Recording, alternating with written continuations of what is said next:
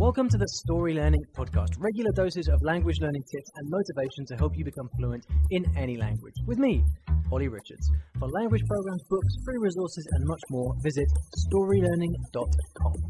Good morning, everybody, and welcome to the I Will Teach You a Language podcast. Now, today is Friday, and that means one thing. It is time for the rules of language learning. As you know, on the podcast, I like to answer your questions.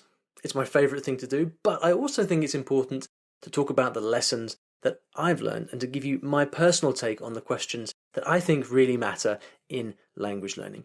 Perspectives and ideas that might not be immediately obvious, but I think are really the most important things of all. And so this is where I offer you the rules of language learning. It's all the most important lessons that I've learned over the years, distilled into simple rules for you to follow every Friday. Now, these rules are also available as video, so recorded in my studio, and also as blog posts in case you like reading, so you can do that. To find these blog posts and video versions of the rules, simply go to iwillteachyoualanguage.com and click through to the language blog page, and you'll find all the most recent rules there.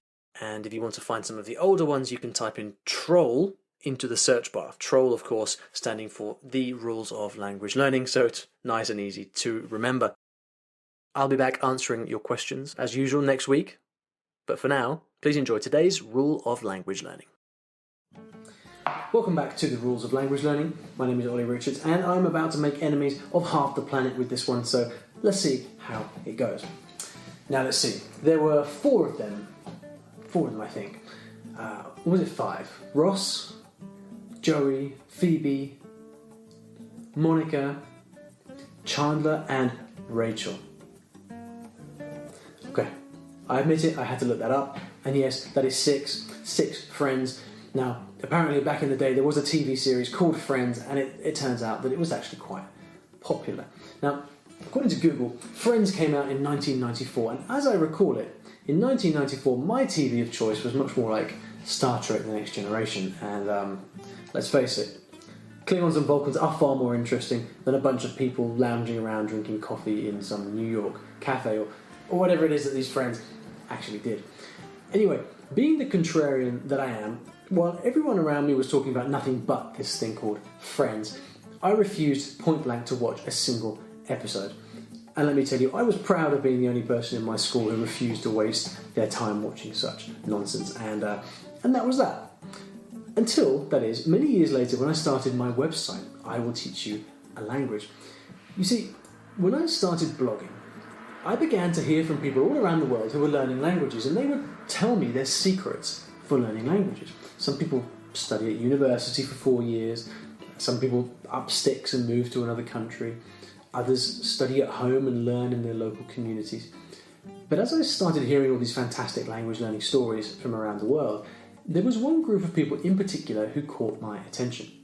One group of successful language learners, many of whom had used the exact same method to become highly fluent in a second language. A magic method, it would appear. A method that seems to have produced more proven, documented fluent speakers than any other. And what is that method, I hear you ask? Well, simple, you just watch Friends. You see, the group of people I'm talking about is English learners. The good people from around the world who have learned English as a second language, and more often than not, when they email me and they tell me how they did it, they say, when I was a teenager, I just watched Friends every night for about 6 years, and I was fluent in English by the end. That's it.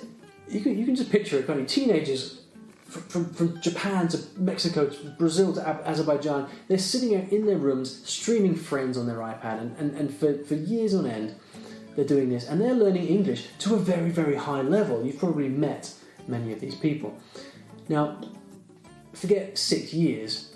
Watching Friends for even 6 minutes sounds like a fate worse than death to me, but there is a very important language learning lesson hiding in there. Now, I don't know for what ungodly reason people seem to like Friends, but I will admit it, they do. They absolutely love it. For your average teenager, and maybe even the odd adult as well, they love Friends so much that they are willing to spend years of their life watching it. And I'm actually curious whether you're a Friends fan or not. Do I Will Teach You a Language subscribers also watch Friends? Let me know in a comment below. Anyway, for these Friends fanatics, Friends represents something we can call compelling input. And compelling input, my friend, that is their secret language learning weapon.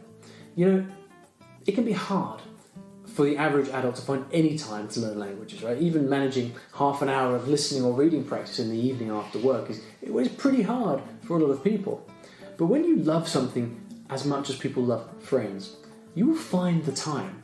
When you're that desperate to find out what happens next in the story, you will stop eating, you'll stop going out, you will even stop showering if that's what it takes to fit in another episode of Friends into your evening. And this means that for these people with almost zero willpower needed, they get massive amounts of exposure to English. Massive. Absolutely huge. Now, I hear you say, when you watch Friends, you get the wrong kind of English. It's American English. And you would be right. It is not British English. But even if you're learning the wrong English, when you're spending hours every day immersed in that language for years on end, there really is very little need to actually study English in a more formal way, because the sheer volume of input you're getting is going to teach you everything that you need to know. Far more than learning word lists or slaving over a bunch of grammar exercises. And let's face it, 6 years of TV is going to be a lot more fun. But that is the point, ladies and gentlemen. If it is fun, you will do more of it. And I've seriously been blown away by the number of people who have learned English in this way. And there's no doubting the power of this kind of learning. Now, you may be sitting there asking yourself, well, how can I do this? I mean, am I really just supposed to sit and watch Friends for 6 years? Well, no, my friend, I would not wish that on my worst enemy. And in fact, the fundamental problem with the Friends method as a language learning strategy is that your average adult simply doesn't have 6 years to sit and watch hours of TV every single night. Not only that, but just because a lot of teenagers learn English this way, that's not to say that you can't learn a language faster through other means, because you certainly can. And that's what I'm talking about in these rules of language learning. So subscribe to the channel right now. So don't try to copy the Friends method yourself. Save yourself the 6 years. But what we can do from this method is to tease out the one hugely important lesson: the power of compelling input. The more that you love the immersion material you're using, the easier it'll be to find the time to do enough of it. You need material in the language that excites you so much, material so compelling that it doesn't even feel like study. That's what Friends represents to teenagers learning English. Even if it's far above your level, your desire to understand will propel you forward, and you'll learn out of necessity. So whatever your guilty pleasure is, books, magazines, TV, whatever it may be, go and find the equivalent of that in the language that you're learning. Last year, for example, I found an incredible Spanish TV drama called Casa de Papel. My God, I haven't been so glued to the TV for years. I was sitting up until 3 a.m. watching this thing play out, and that is very unlike me, let me tell you that. Now, unfortunately, there are only 2 short series in this particular drama, so it was over before I knew it. But I soaked up so much Spanish over the course of those 2 series that I forgot what it was like to speak English. Absolutely brilliant. Finding compelling content in your target language, whatever it may be, has the power to totally transform your experience of learning the language.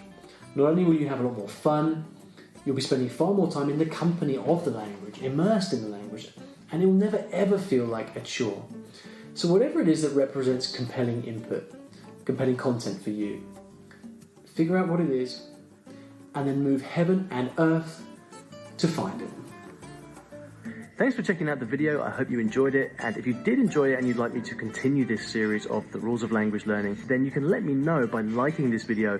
Also, if you'd like to be notified when I upload new videos every week, then you can subscribe to the channel using the big red button below, and the videos will pop right up in your news feed.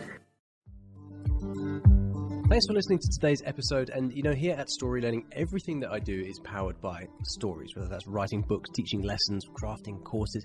My mission is to help everyone succeed at learning a new language through the power of story. And we now have comprehensive language courses in over 15 languages, from Spanish to French, Korean to Japanese, and across all levels from beginner to mastery. And you can take a 7-day free trial of any of these programs by visiting storylearning.com/courses.